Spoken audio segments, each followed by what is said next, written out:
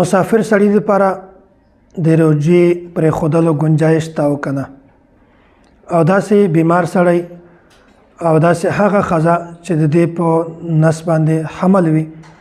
د داسې ښځې دپاره د روژې پرېښولو ګنجایش شته او که نه.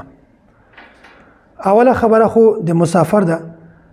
مسافر سړي ته د سفر په حالت کې د روژې پرېښودلو گنجایش شته، خو دا هلته چې د پشمني په حالت کې دا کس د سفر په حالت کې وي، او که چیرته د پشمني په حالت کې د سحري په وخت کې دا مسافر سړی وسې فی الحال سفر شروع کړی نه وي،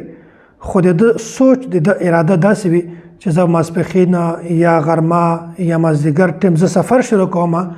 نو ده ته پکار ده چې د روژه ونیسي. د دوی لپاره د روژې پرېښولو بیا گنجایش نشته. نو دا گنجایش په یو وخت کې ده چې کله سهار د سحري په وخت کې د پشمني په وخت کې د سفر شروع کړی وي، د سفر په حالت کې وي، بیا هلته شریعت گنجایش ورته پرېښی ده. دومه خبره، که چیرته سفر د مشقت وال نه وي، نو عکس ته پکار ده چې دای روژه کله هم نه پرېږدي بلکې روژه ونیسي، ځکه چې د دې ډېر زیات فضایل دي. کوم کس چې د رمضان مبارک یوه روژه پرېږدي، دا که ټوله زندګي روژې ونیسي، نو هغه ثواب چې کوم دته د رمضان مبارک په میاشت کې حاصلېده، ټول عمر که دا سړی روژې ونیسي د یوې روژې ثواب هم دته نه میلاویږي. نو سړي ته پکار ده که چیرته سفر د مشقت وال نه و، روژه دې ونیسي، او که چیرته بیا هم په لاره باندې تکلیف ورته راغی، مشقت ورته پیدا شو، روژه دې ماته کړي، ګناه نشته. او که چیرته داسې و چې سفر د مشقت وال و، نو بیا بهتره خبره ده، گنجایش ته د شریعت طرفه نه چې هغه د روژه نه نیسي. خو بیا هم دا خبره چې دا په یو وخت کې چې کله د سفر شروع کړی وي، دی د سفر په حالت کې وي، که دی چیرته سهار په کور کې وي سفر یې نه وي شروع کړی، بیا د ده دپاره روژې نیول دا ضروري او لازمي خبره ده. او داسې هغه کس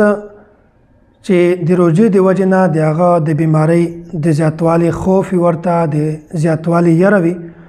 نو د دپاره هم د روژې پرېښودلو ګنجایش شته. هغه د روژه پرېږدي، او چې کله هم دا سړی صحتیابه شي، بالکل روغ شي، هغه نه باید دغه روژې قضایي وکړي. که یوه روژه وي قضایي دې وکړي، که لس روژې وي هم قضایي دې وکړي. او داسې هغه ښځه چې هغې په نس باندې حمل وي، او که چیرته د روژې د نیولو د وجې نه دغې ښځې ته یا د هغې ښځې بچي ته نقصان رسي د کمزورتیا د وجې نه یا نور ډاکټري اصولو د وجې نه، نو په داسې صورت کې داسې ښځې دپاره هم د روژې پرېښودلو ګنجایش شته چې کله هم دا صحتیابه شي، هغه نه بعد روژې مکملې کړي. او داسې هغه ښځه چې هغه بچي ته شودې ورکوي، او که چیرته دا روژه ونیسي، د روژې په وجه باندې د شودو کې کمی راشي او د هغې د وجې نه بچي ته نقصان وي، نو په داسې صورت کې هم د هغې ښځې دپاره د روژې پرېښودلو ګنجایش شته چې کله هم دا بالکل صحتیابه شي او د دغو هر قسمه مصروفیاتو نه خلاصه شي، هغه نه بعد د روژې قضایي وکړي.